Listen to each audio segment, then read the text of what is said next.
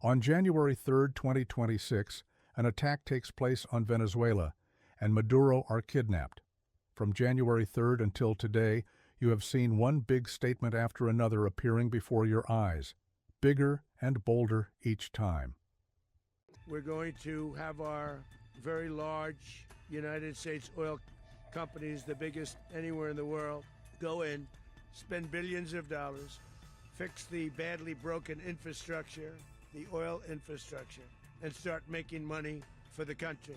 And we are ready to stage a second and much larger attack if we need to do so. Oil, Venezuelan oil. We would have taken it up. We have the greatest oil companies in the world. They took all of our oil.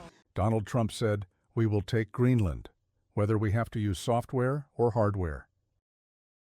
We are going to do something on Greenland, whether they like it or not, because if we don't do it, Russia or China will take over Greenland, and we're not going to have Russia or China as a neighbor. I would like to make a deal, the easy way, but if we don't do it the easy way, we're going to do it the hard way. Netanyahu said about Iran, "We are closely watching you, very closely."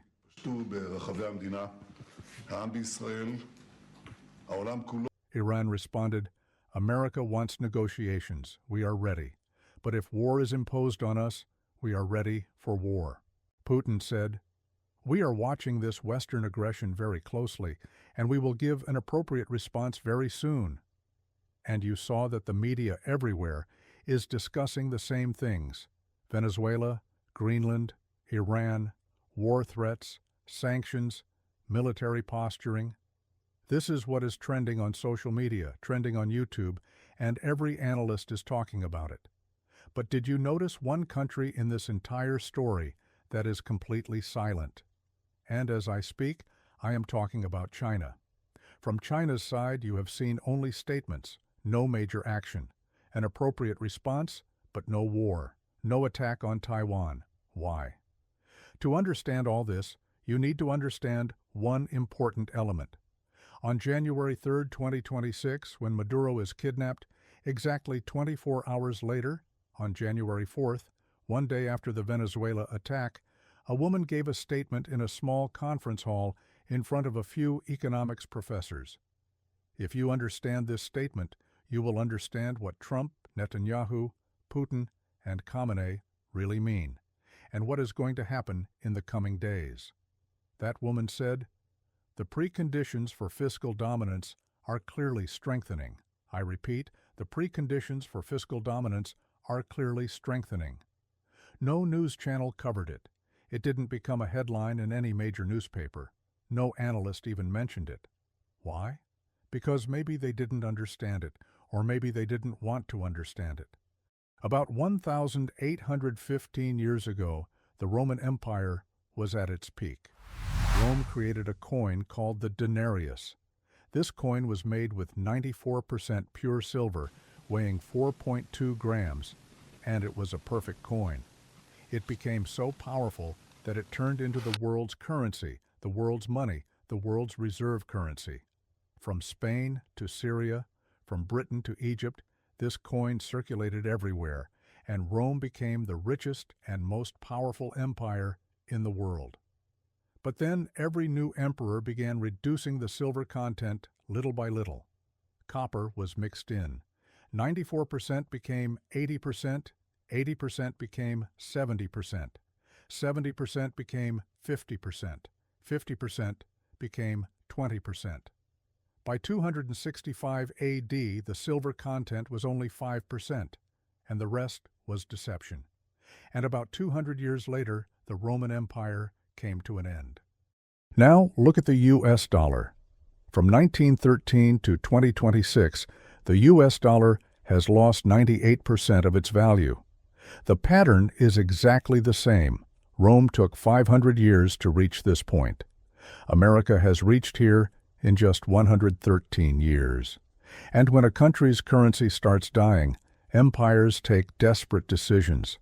This gives a new perspective to understand the attack on Venezuela and the events that are coming next, something you must understand.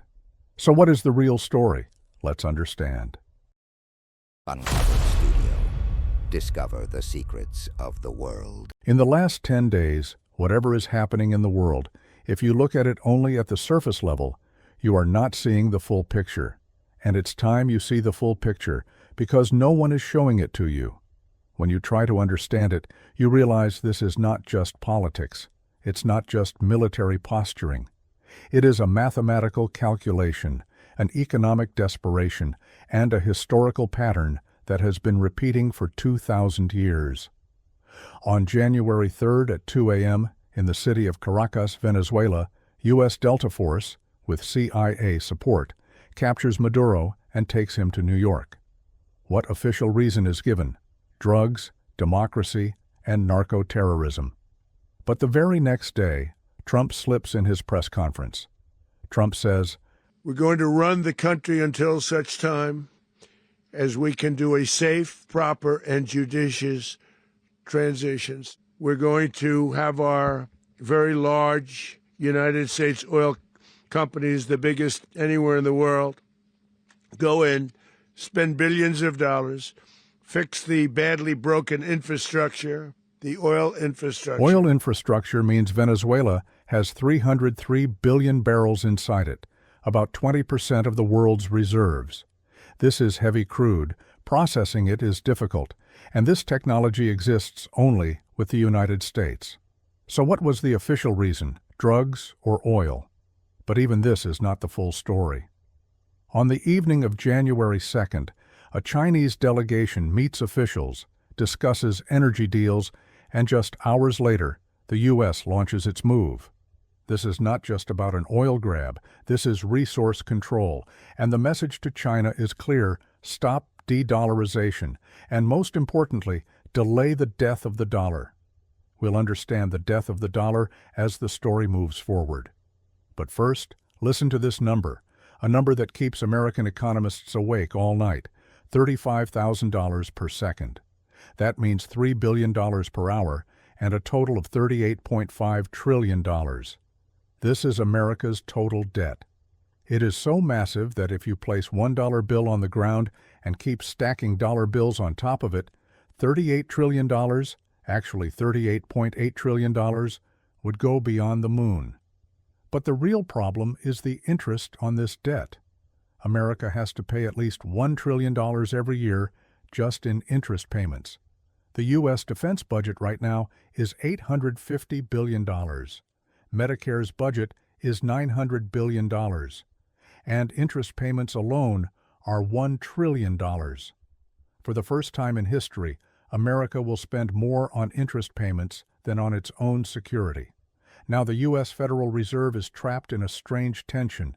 It has two options. If it raises interest rates, the government will have to pay even more in interest, and the government could go bankrupt. If it lowers interest rates, inflation could explode. And if inflation goes out of control, people could come onto the streets. Riots and unrest could begin.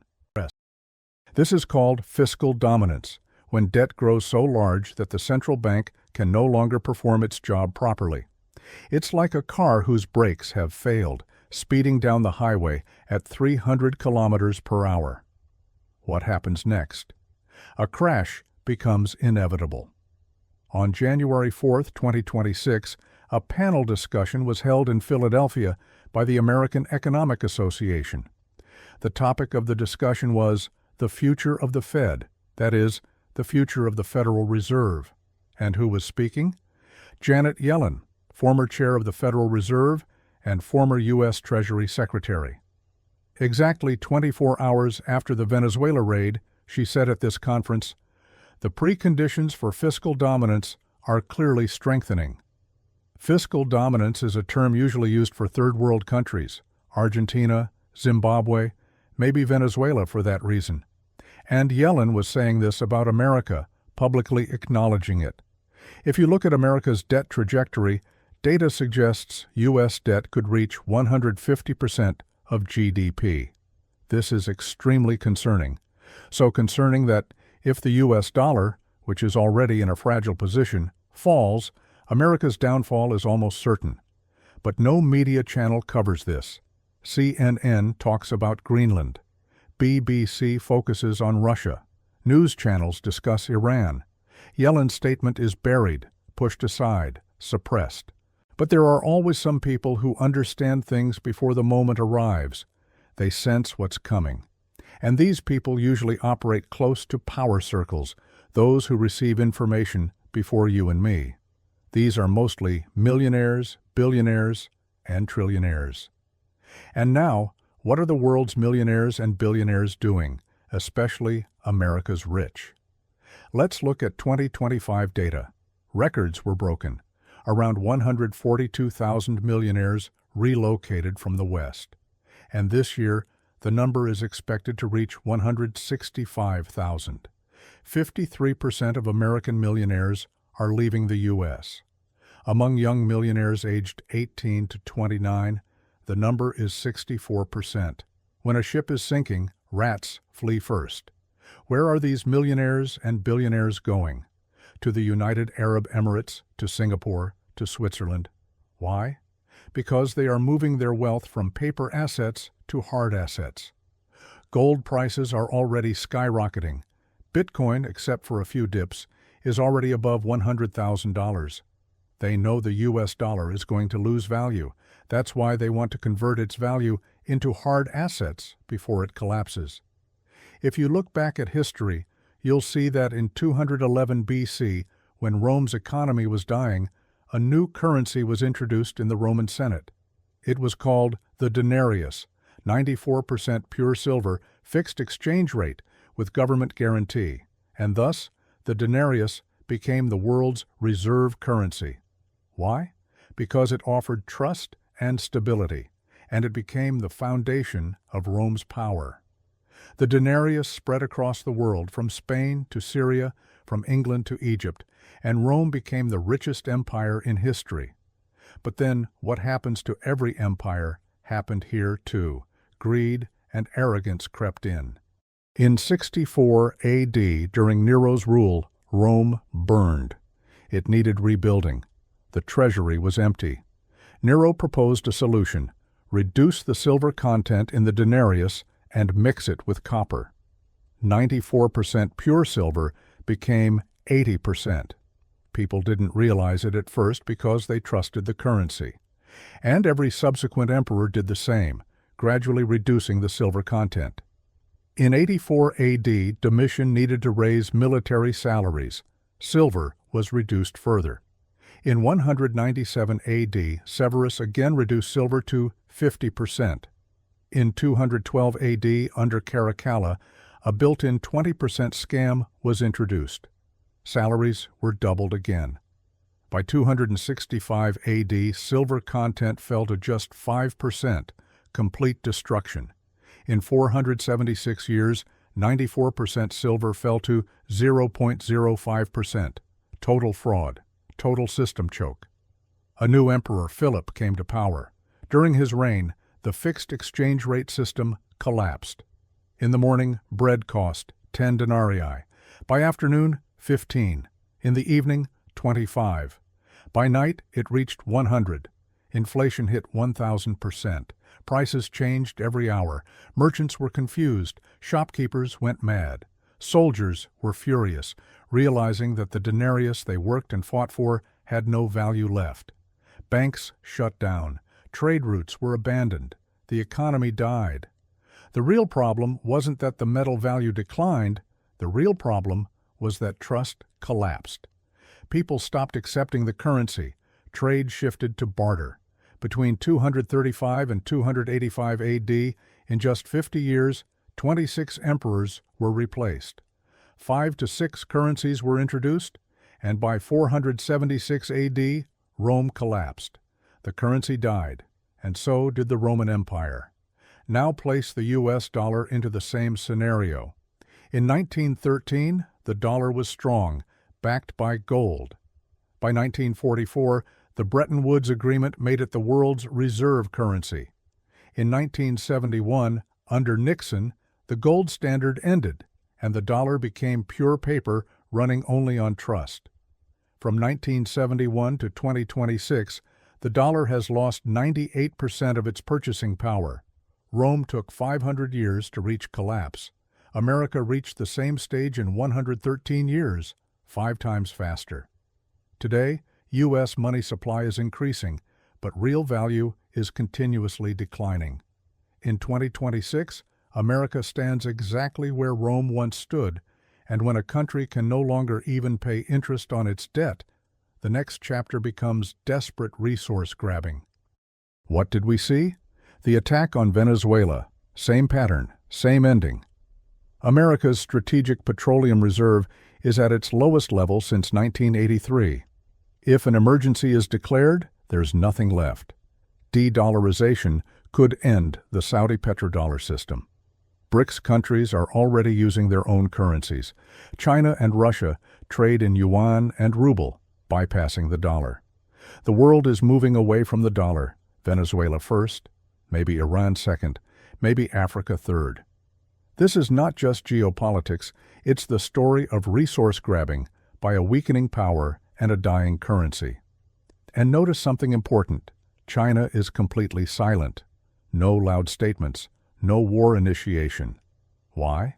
Because in China's view, whether America falls today or tomorrow doesn't matter. If America grabs Venezuelan oil, rare earth minerals, even Greenland, it might extend the dollar's life by 1, 2, maybe 3 years. China wants the U.S. to fall on its own because every empire falls according to a fixed pattern. America's biggest weapon today is its military-industrial complex. When the dollar weakens, no longer backed by gold, only by trust and the petrodollar, America tries to grab global resources using military power. If international resource grabs fail or face resistance, local resource grabs begin: gold, silver, metals. When governments restrict mining and prioritize survival over industry, panic spreads. People rush to banks to withdraw money to buy gold and silver. Inflation explodes. Basic food becomes expensive. Hyperinflation hits. Central banks then impose withdrawal limits or shut banks down.